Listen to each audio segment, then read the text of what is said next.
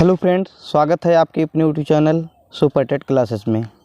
जी हाँ दोस्तों, हम सब पढ़ रहे थे हिंदी भाषा का विकास और विकास के क्रम में 2-3 वीडियो में हम छोटे छोटे टॉपिक में जितने भी क्वेश्चन भाषा से थ्योरी से बनने वाले हैं सब पूरे वीडियो में कवर कर दिए हैं।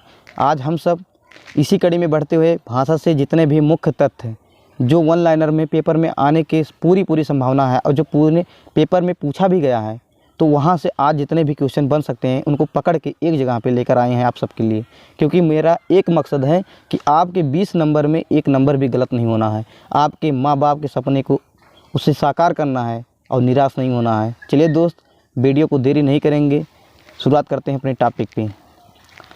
जैसे कि देख रहे हैं भाषा संबंधित मुख्य तथ्य। जब दोस्त पूछा जाएगा कि भाषा अपनी हिंदी आकृति की दृष्टि से कैसी भाषा है, तो आप ऑप्शन में होगा वियोगात्मक या विश्लिष्ट भाषा। याद रखना, जब पूछा जाएगा हिंदी कैसी भाषा है आकृति की दृष्टि से, उसके आकार की दृष्टि से, तो वियोगात्मक या विश्लिष्ट भाषा है। लेकिन जब पूछा जाएगा संस्कृत और पाली प्राकृत तो कैसी भाषा है, तो यह एक संयोगात्मक संश्लिष्ट भाषा है। तो आप सब कहेंगे वियोगात्मक कौन सी है और संश्लिष्ट कौन सी है। वियोगात्मक मतलब वियोग, अलग हो जाना। तो हिंदी अपनी कैसी है, जैसे मान लीजिए हिंदी लिखते हैं, कोई भी शब्द लिखें, का खा गा कोई भी लिख रहे हैं, सबका अलग अलग क्रम पढ़ रहा है ना।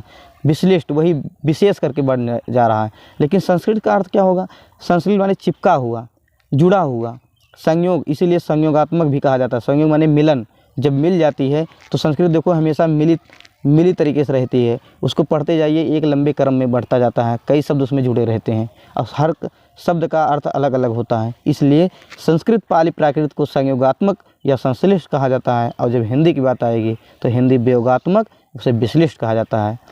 याद हुआ फ्रेंड, आगे बढ़ते हैं। अगला क्वेश्चन पूछा जाएगा भारत में 3 राज्य भी पूछा जाएगा पेपर में। भारत में 3 राज्य ऐसे हैं जिनकी प्रथम राजभाषा प्रथम राजभाषा अंग्रेजी है। पेपर में पूछता है ऐसे कौन से राज्य हैं जिनकी प्रथम राजभाषा अंग्रेजी है, तो भैया 3 राज्य हैं। मेमिना, मैट्रिक यही बनाया था अपने लिए याद करने के लिए, मेमिना ऐसे करके याद किया था। मेमिना का मतलब हो गया मेघालय, मिजोरम, नागालैंड। याद हुआ, मेघालय, मिजोरम, नागालैंड, इन तीनों राज्यों में इनकी प्रथम राजभाषा भैया अंग्रेजी है। याद करके जाना, पेपर में पूछ भी सकता है, इसलिए क्वेश्चन को छोड़ेंगे कुछ भी नहीं, उसे तोड़ के रख देना है, पेपर को फोड़ के रख देना है, इसलिए छोड़ना कुछ नहीं है। आगे बढ़ते हैं दोस्त।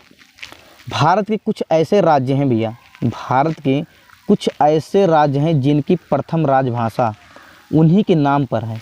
द्वितीय राजभाषा हिंदी है, द्वितीय राजभाषा के रूप में क्या है, हिंदी है। लेकिन प्रथम राजभाषा कौन है, उन्हीं के नाम पे है, उन्हीं के। जैसे महाराष्ट्र का मराठी, पंजाब का पंजाबी और गुजरात का गुजराती। पेपर में पूछता है गुजरात की राजभाषा कैसी है, तो गुजराती कहते हैं ना, ये गुजराती बोल रहे हैं, लेकिन कभी कभी भूल जाते हैं गुजराती क्या बोली है उनकी या राजभाषा है, तो उनकी राजभाषा भैया, बोली नहीं है, याद करके जाना।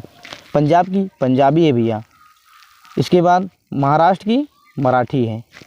अगला देखते हैं भैया, नागरिक प्रचारणी सभा की स्थापना। पेपर में पूछता है कि नागरिक प्रचारणी सभा की स्थापना कब की गई थी, तो 1893 ईस्वी में किया गया था। कब, 1893 ईस्वी में किया गया था। और कहाँ पे, काशी में किया गया था, अपने वाराणसी में भैया, काशी में किया था। और किसके द्वारा, तो डॉक्टर श्याम सुंदर दास, राम नारायण मिश्र तथा राधा कृष्णन ने संयुक्त रूप से भैया किया था।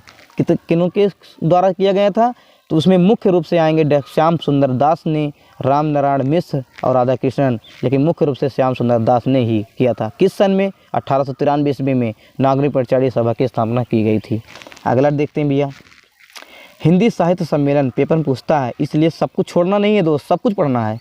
सभी भाई बहनों से निवेदन है, सब कुछ पूरा डिटेल में पढ़ेंगे, पूरा छोड़ेंगे नहीं। अभी भर्ती आप कितना भी कर लीजिए, मई जून पहले कुछ भी नहीं हो सकता, केवल हवा बना रहे हैं सब लोग, तो डरिए नहीं, पूरा डिटेल में 1 महीने में पूरा कवर कर देंगे पूरी हिंदी, छोड़ना कुछ नहीं है। आप थोड़ा विश्वास बना के रखिए। अगला देखते हैं, हिंदी साहित्य सम्मेलन।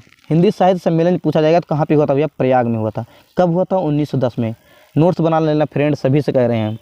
हिंदी साहित्य सम्मेलन कब हुआ था, 1910 में हुआ था। कहाँ पे हुआ था, प्रयाग में हुआ था। और जिसके भैया प्रथम अध्यक्ष जब पूछा जाएगा, प्रथम अध्यक्ष कौन थे, तो मदन मोहन मालवीय थे। पेपर पूछता है हिंदी साहित्य सम्मेलन सर्वप्रथम कहाँ हुआ था, तो प्रयाग में हुआ था। कब हुआ था, 1910 में हुआ था। इसके प्रथम अध्यक्ष कौन थे, तो मदन मोहन मालवीय थे, अपना वही मालवीय भैया।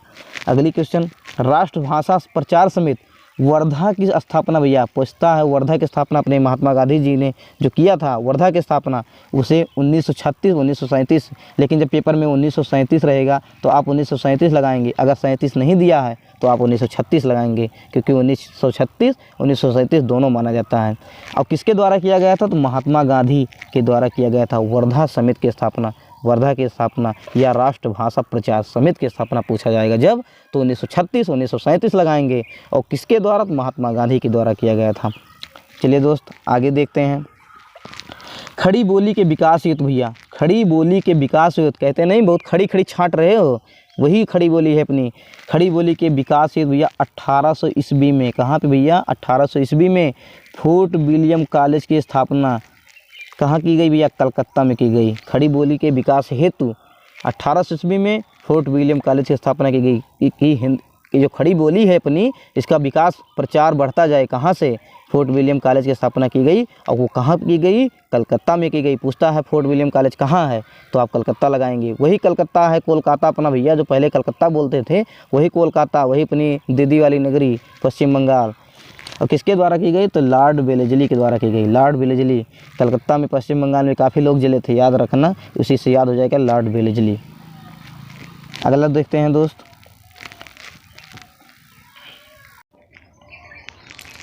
अगला देखते हैं दोस्त, भाषाई आधार पर भैया पूछता है, पेपर में पूछा गया है बार बार। भाषाई आधार पर भारत का भैया प्रथम राज्य बना था, कौन सा बना था? तो आंध्र प्रदेश बना था भैया। कौन सा बना था?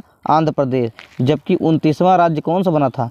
2 जून 2014 को तेलंगाना को बनाया गया था। किससे अलग हुआ था तेलंगाना? आंध्र प्रदेश से तेलंगाना अलग हुआ था। तो जब भी पेपर में पूछा जाएगा कि भाषाई राज्य के आधार पर प्रथम राज्य भारत का कौन सा बना था, तो आंध्र प्रदेश लगाएंगे। पेपर में आता है, आया भी है, गलत नहीं करना है, पूछे जाने की फिर भी संभावना है।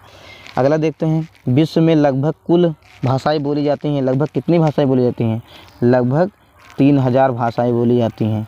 लेकिन जबकि गणना के आधार पर लगभग कितनी बोली जाती है? तो 2796। कितनी बोली जाती है? 2796। गणना के आधार पूछेगा तो 2796, और लगभग पूछेगा तो 3000 लगभग बोली जाती हैं। तो दोस्त यहाँ तक हम देख लिए। पिछले वीडियो में हम सब भाषा से संबंधित जितने भी हैं, भाषा से विकास, भाषा का क्रम, लिपि, इसके बाद भाषा राज्य व्यवस्था में क्या पूछा है, कहाँ से दिया गया है, इसको भी पढ़ लिए हैं। तो छोड़े कुछ नहीं है, पिछले वीडियो में आप जाके देख सकते हैं। आज हम सब भाषा से जितने भी बन सकते थे सब कुछ पढ़ के ख़त्म किए हैं। आगे अगले टॉपिक में दोस्त मिलते हैं एक नए टॉपिक में, तब तक के लिए अलविदा।